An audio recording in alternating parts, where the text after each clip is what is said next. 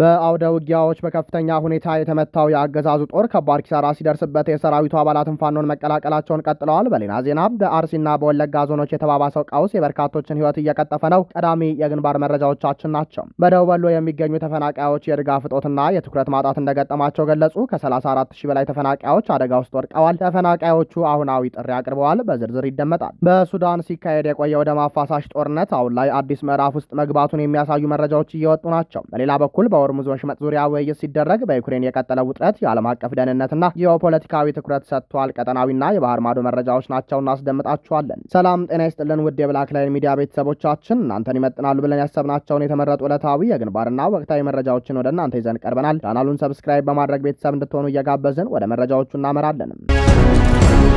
በአውደ ውጊያዎች በከፍተኛ ሁኔታ የተመታው የአገዛዙ ጦር ከባድ ኪሳራ ሲደርስበት የሰራዊቱ አባላትም ፋኖን መቀላቀላቸውን ቀጥለዋል። በተለያዩ ቀጠናዎች በተደረጉ አውደ ውጊያዎች በአገዛዙ ኃይል ከፍተኛ የሰውና የመሳሪያ ኪሳራ ማጋጠሙ ተገለጸ። በተጨማሪም በሰራዊቱ ውስጥ ባለው ብጥብጥና አድሎ ምክንያት የሰራዊቱ አባላት የያዟቸውን መሳሪያዎች በመያዝ ፋኖን በመቀላቀል ላይ ይገኛሉ። የአፋብን በላይ ዘለቀ 3ኛ አዝ ሜጀር ጀነራል ባንታ ባታ 1ኛ ኮር ነበልባሉ 23ኛ ክፍለ ጦር በጠላት ኃይል ላይ ከፍተኛ ምት ማሳረፉን የክፍለ ጦር ህዝብ ግንኙነት ክፍል አስታውቋል። ነሐሴ 15 ቀን 2018 ዓ.ም የአገዛዙ ኃይል በሜጀር ጀነራል ባንታ ባታ 1ኛ ኮር በርካታ ቀጠናዎችም ሙሉ እንቅስቃሴ ለማድረግ ቢሞክርም በደረሰበት ከፍተኛ ምት በርካታ ኃይሉን አጥቶ እንዲሸሽ ተገዷል። በዛሬው ዕለት ማለትም ነሐሴ 16 ቀን 2018 ዓ.ም አገዛዙ በጦርነቱ የሞቱና የቆሰሉ ወታደሮችን ለማንሳት ከወረታ ከተማ አንድ ሲኖትራክ መኪናና አንድ አምቡላንስ ወደ መንገዙር ቢልክም የክፍለ ጦሩ ተወርዋሪ ሻለቃ ባካሄደው የደፈጣ ጥቃት ተሽከርካሪዎቹ በነበሩበት እንዲቆሙ ተደርገዋል። በሀገረ ሰላምና በማርያም እሳር በተባለ ቦታ በሰፈረው የጠላት ኃይል ላይ በተደረገው እገታ በክፍሎች መካከል ያለው የእርስ በርስ ትስስር ሙሉ በሙሉ በመቋረጡ የጠላት ህዝና ሰንሰለት እንዲሽመደመር ተደርጓል። በትላንትናው ዕለት ከጠዋቱ 12 ሰዓት እስከ 1 ሰዓት ድረስ በተደረገ አውደ ውጊያ የክፍለ ጦሩ ቃኝ መሐንዲስ 3ኛ ሻለቃና ስታፍ በጋራ በመሆን በሸቲ ተራራ፣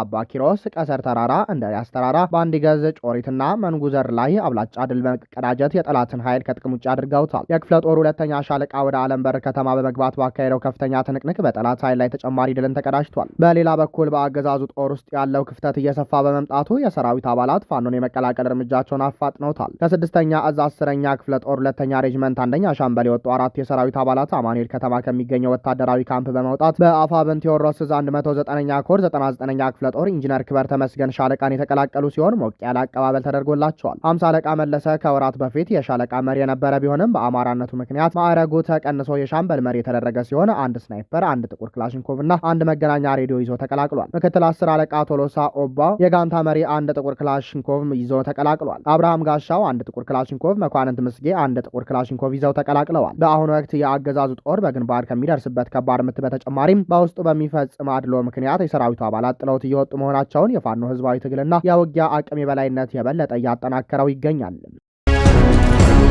በአርሲና በወለጋ ዞኖች የተባባሰው ቀውስ የበርካቶችን ህይወት እየቀጠፈ ነው። በኦሮሚያ ክልል በተለያዩ ዞኖች በሚገኙ የአማራ ተወላጆች ላይ የሚፈጸሙ ጥቃቶች፣ የብሔርና የሃይማኖት ውጥረቶች እንዲሁም ከዚሁ ጋር ተያይዞ የሚደረጉ የፖለቲካና የቅስቀሳ ዘመቻዎች ትልቅ ስጋትን ደቅነዋል። የሚወጡ መረጃዎች እንደሚጠቁሙት በኦሮሚያ ክልል አርሲና ወለጋ ዞኖች የህዝብን ደህንነት ስጋት ላይ የሚጥሉ እንቅስቃሴዎችና የተሳሳቱ የቅስቀሳ ዘመቻዎች መስፋፋታቸው ተገልጿል። በአርሲ ዞን በተለያዩ ወረዳዎችና በተለይም በሸርካ አካባቢ በአማራ ተወላጆችና በኦርቶዶክስ ተዋህዶ አማኞችና እናቶች ላይ ያተኮሩ የጥቃት ቅስቀሳዎች ካሄዱ ይገኛሉ። በዚህም እንቅስቃሴ የተለያዩ አካባቢያዊ መሳሪያዎችን በመጠቀም ጥቃት እንዲፈጸም ጥሪዎች እየቀረቡ እንደሆነና ይህም በአካባቢው የሚኖሩ የህብረተሰብ ክፍሎችን አደጋ ላይ የሚያጋልጥ ሁኔታ መፍጠሩ ተጠቅሷል። በሌላ በኩል በምስራቅ ወለጋ በጊዳ አያና፣ ሊሙና ጊዳ ኪረም ወረዳዎች እንዲሁም በሆሮ ጉዱሩ ወለጋ በአቤ ደንጎሮ፣ ጉዳያ ቢላና ጃርዴጋ ጃርቴ ወረዳዎች በአማራ ተወላጆች ላይ የሚፈጸመው ጥቃት ተባብሶ ቀጥሏል። የአገዛዙ ልዩ ኃይሎች ገዳ ኮማንዶ፣ ጋቸና ሲርናና ሚሊሻዎች የሚሳተፉበት ቅንጅታዊ ጥቃት እየተካሄደ መሆኑንና በዚህ ምክንያት መሸሽ ያልቻሉ ነፍሰ ጡር እናቶችና አቅመ ደካሞች ሰለባ እየሆኑ እንደሆነ መረጃዎች ያመላክታሉ። ከእነዚህ ጥቃቶችና ውጥረቶች ጋር ተያይዞ ታዋቂ የፖለቲካ ሰዎችና የሀገር ውስጥና የውጭ ሚዲያዎች የሚጫወቱት የግጭት ቀስቃሽነት ሚና ከፍተኛ ትኩረት እየሳበ ሆኗል። አቶ ጀዋር መሐመድን ጨምሮ በኦኤምኤን እና በሌሎች የማህበራዊ ሚዲያ መድረኮች የሚደረጉ ቅስቀሳዎች እውነታውን ለማደናገርና የችግሩን ገጽታ ለመቀየር ያለሙ መሆናቸው ተጠቁሟል። ጀዋር መሐመድ ከዚህ ቀደም በነበሩ ግጭቶች ወቅት ከተላለፉ መልእክቶችና ተከብብ ያለው ከተባለበት ክስተት ጋር ተያይዞ ከ80 በላይ ንጹሐን ዜጎች መገደላቸው የሚታወስ ሲሆን አሁንም በስፋት የሚሰራጩ መረጃ መረጃዎችና ምስሎችም የህዝብን ስሜት በማነሳሳት ለአዲስ ቀውስ ቅስቀሳ መሆናቸው ከፍተኛ ትችትና ተቃውሞን ያስተናገደ ነው። የሞቱ ንጹሐንን ምስልና አሃዝ በማህበራዊ ሚዲያ በመለጠፍ የህዝቡን ትኩረት አቅጣጫ ለማስቀየርና የጥፋቱን አካሄድ ለማደናገር የሚደረጉ ጥረቶች እንዳሉ ማረጋገጥ የተቻለ ሲሆን በአሁኑ ወቅት በዞኖቹ እየታየ ያለው ሁኔታ በአስቸኳይ ገለልተኛ በሆኑ አካላት ተመርምሮ ለህዝቡ ትክክለኛ መረጃ መቅረብ እንዳለበትና የንጹሐን ዜጎችን ደህንነት የማረጋገጥ እርምጃዎች መወሰድ እንዳለባቸው ከተለያዩ ወገኖች ጥሪ እየቀረበም ይገኛል።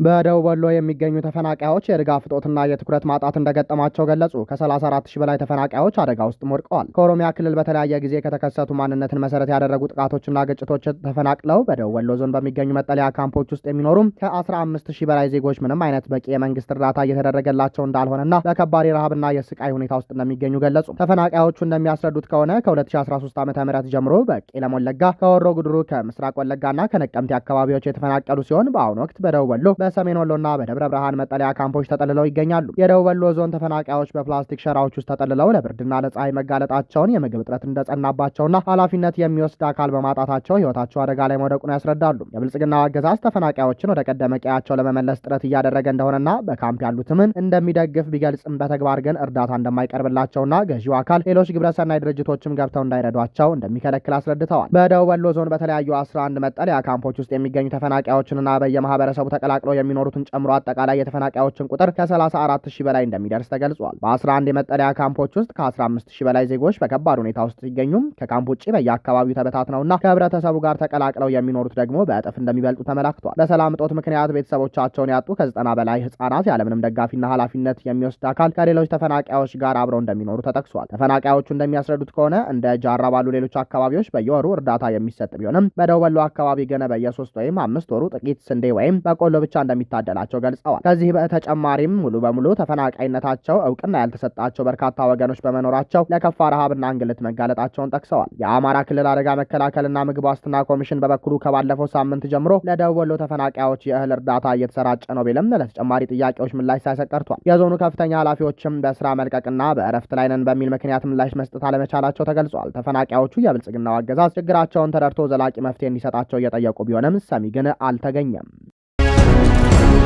በሱዳን ሲካሄድ የቆየው ደም አፋሳሽ ጦርነት አሁን ላይ አዲስ ምዕራፍ ውስጥ መግባቱን የሚያሳዩ መረጃዎች እየወጡ ናቸው። በተለይም በአረብ ኤሚሬትስና በአብይ አህመድ የሚደገፈው የፈጣን ድጋፍ ኃይል አርኤስኤፍ በሰሜን ግዛትና በተለያዩ የሀገሪቱ ክፍሎች የገጠመው ከፍተኛ ኪሳራና የካምፕ መበታተን የቡድኑን ውድቀት አፋጥኖታል። በሰሜን ግዛት ደባ አካባቢ በርካታ ከፍተኛ አዛዦችና በመቶዎች የሚቆጠሩ የቡድኑ አካላት ታጣቂ ተሽከርካሪዎቻቸውንና መሳሪያዎቻቸውን በመያዝ ለሱዳን መከላከያ ሰራዊት እጃቸውን ሰጥተዋል። ይህ ክስተት በቡድን ውስጥ ያለውን ተቋማዊ መላላት፣ የመሪነት ቀውስና የአባላቱን ተስፋ መቁረጥ ቁልጭ አድርጎ የሚያሳይ ነው። አዛዦቹ ቡድኑን የለቀቁበትን ምክንያት ሲያስረዱ አርኤስኤፍ ግልጽ የሆነ ሀገራዊ መዋቅርና ዓላማ የሌለው በሽብርና በምዝበራ ተግባራት የሚሰማራ ቡድን በመሆኑ የሱዳንን አንድነት ለማስጠበቅ ሲሉ መክዳታቸውን ገልጸዋል። ከሰሞኑ በደባ አካባቢ የሚገኙ ባለስልጣናት እንደገለጹት 21 የአርኤስኤፍ አዛዦችና ከምድብ 55 እና 47 የተውጣጡ 270 ታጣቂዎች 37 የጦር ተሽከርካሪዎቻቸውን ይዘው እጃቸውን ለአር ብርሃን ጦር ሰጥተዋል። የድንበር ጥበቃ ኃይል አዛዥ ኮሎኔል መሐመድ ሳላህ ዩኒስ ቡድኑን የተቀበሉ ሲሆን ሌሎች የአርኤስኤፍ አባላትን መሳሪያዎቻቸውን አስቀምጠው ሰራዊቱ እንዲቀላቀሉ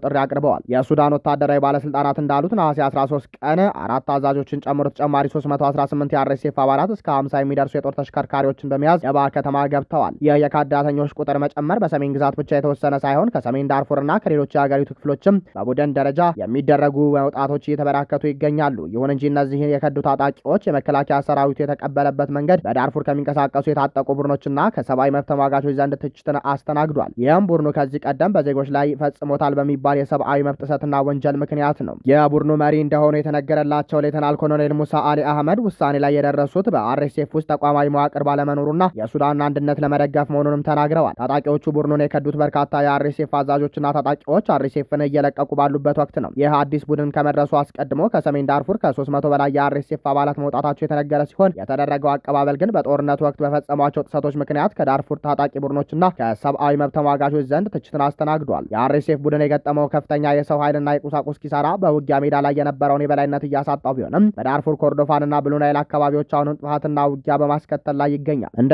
ኤሮፓውያን አቆጣጠር ኤፕሪል 2023 የተጀመረው ይህ ግጭት ሀገሪቱን ለከፋ ሰብአዊ ቀውስ፣ ለብዙ ሺዎች ህይወት ማለፍና ለሚሊዮኖች መፈናቀል ምክንያት የሆነ ነው። አሁን እየታየ ያለው የቡድን መበታተን አዝማሚያ የጦርነቱን አካሄድ ሊቀይረው እንደሚችል ይጠበቃል።